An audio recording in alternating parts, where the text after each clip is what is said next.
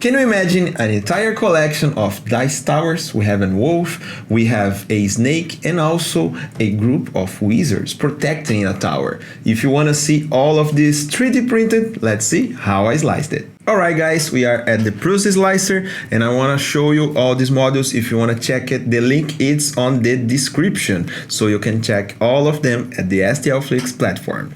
Alright guys, we are going to start with the two specific ones. The wolf that has separate teeth and also the zombie that has separate parts for the dagger. So guys, taking a look at this wolf, it's all prepared to be support free. Okay, we have a lot of angles in here and you may think you need supports, but you don't need.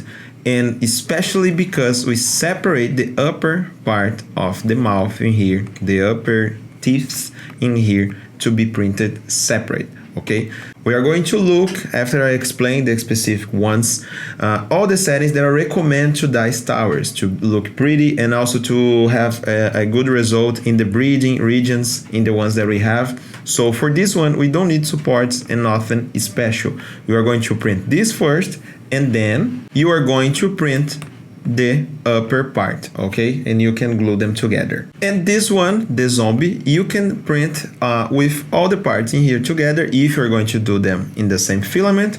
And I recommend you to print these pins in here in a different orientation, just to be safer. You can print like this and like this one. And this part, if you think you need, you can bring only in this one. You don't need in this and those ones, I don't think. In this one, we have a good surface of contact between the print and the build plate as well, so we don't need print at all. And maybe only in this one, okay? So you can right click on it and then you can add some settings and we will have available in here the skirt and brim options, and you can do a separate configuration just for this print. Now, as an example, I'm going to use this model for all of them, and you can use the same amount of settings that I'm going to show you because we have a lot of details in all this collection. So we want these prints to look really good because you're going to sell this or you're going to use on your game session. So I'm going to use my standard profile for 0.16 layer height. So first of all, I'm going to show you in the layer and perimeters tab. The layer height is 0.16. As I usually say to you, I don't change my first layer height because I keep my first layer settings the same, so they will work every time. Okay guys, we are using 3 perimeters in here because it's a good midterm between resistance and productivity. So this is the value that I recommend you. Solid layers, something between 6 or 8. So 7 is my number. You can choose something between those values. And we have 5 bottom layers as well. These are going to improve other parts of the print. Okay.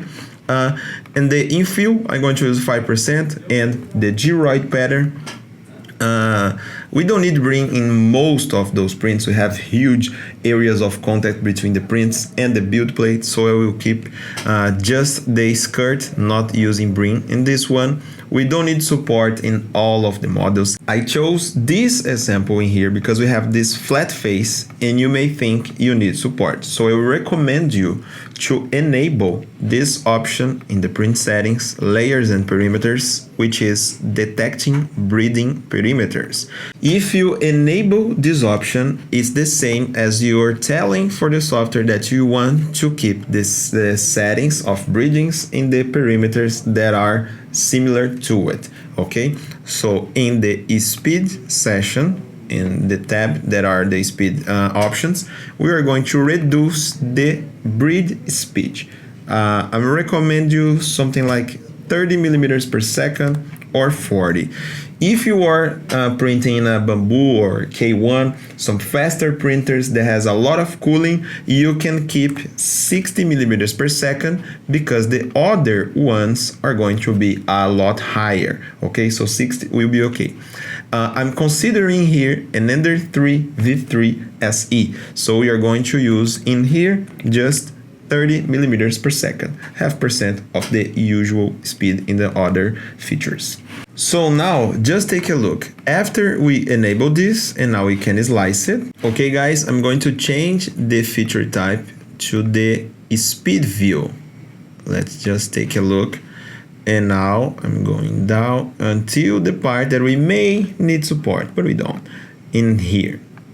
So as you can see, we changed the speed only in the breathe features. Let's go back. And now we have breathing perimeters and breathing solid infill. Okay, so we change the speed in here to improve those breathing parts. If you disable this option, detecting breathing perimeters, now I'm going to show you. If you disable this option, we have the speed reduction only in the solid infill and not in the perimeters. And this may cause you some problems in the perimeters. And that's why you need to enable this option, detecting breathing perimeters, when you are trying to change the speed on your model. And I think that's all, guys. This is a pretty simple model. We don't have so much trouble to printing. So I hope you guys learned something from this video, and I hope to see you in the next one. I hope you guys enjoy it. Those slicing videos are an initiative from STL Academy, which is the educational project from STL.